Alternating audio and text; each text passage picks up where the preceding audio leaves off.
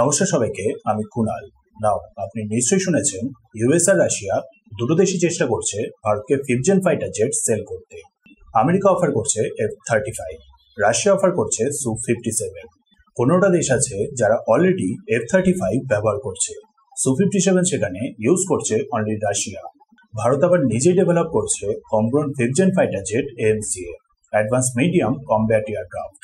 But মনে হচ্ছে আপাততের জন্য হয়তো ভারত নিতে পারে কিছু Su-57, কারণ রাশিয়ার তরফ থেকে একটা হিউজ অফার এসেছে।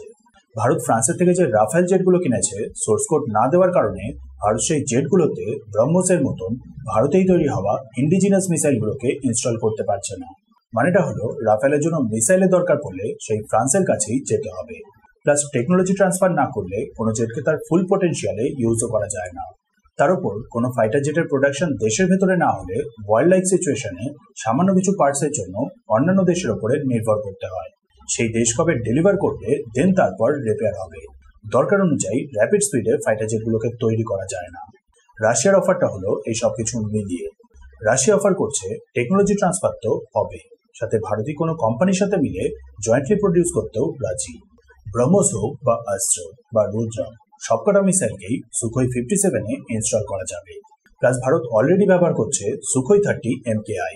নাসিক মহারাষ্ট্রে রয়েছে প্রোডাকশন ফ্যাসিলিটি।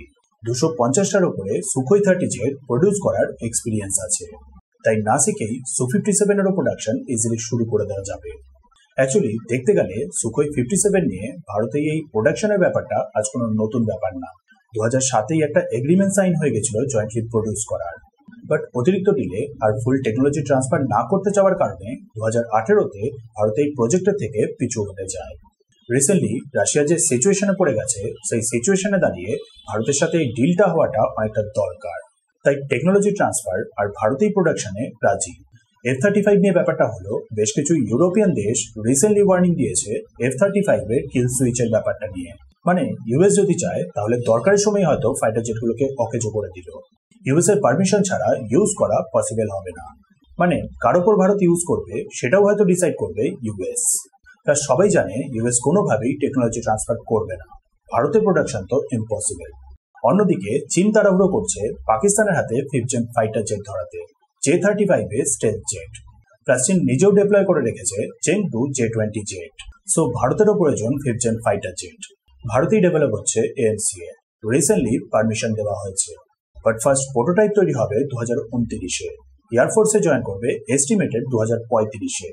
মানে এখনো 10 বছর। সো ততদিনের জন্য ভারতের একটা অল্টারনেটিভ অবশ্যই দরকার। ইন্ডিয়ান এয়ারফোর্সের পাইলটরা ভালো মতন করেই জানে Sukhoi জেটগুলোকে।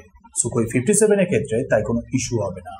প্রোডাকশন ভারতেই হলে ওয়ার্ল্ড লাইক সিচুয়েশনে কোনো প্রবলেমে পড়তে হবে না। হাফ প্রাইস F-35-এর তুলনায় ইচ্ছে মতন যে কোনো ইন্ডিয়ান মিসাইলকে ইনস্টল করা যাবে। প্লাস রিসেন্টলি আমরা সবাই দেখেছি ব্রহ্মস আর S-400 মিলে কিভাবে ভারতকে হেল্প করেছে। তাই মনে হচ্ছে ভারত হয়তো Su-57 নেবে। সমস্যাটা শুধু হলো রাশিয়া ইউক্রেন আর নাটোর সাথে যেভাবে উলঝে আছে, তাতে রাশিয়া কি পারবে সময় মতো সবকিছু ডেলিভার করতে? আপনার কি মনে হয় ভারতের কি করা উচিত?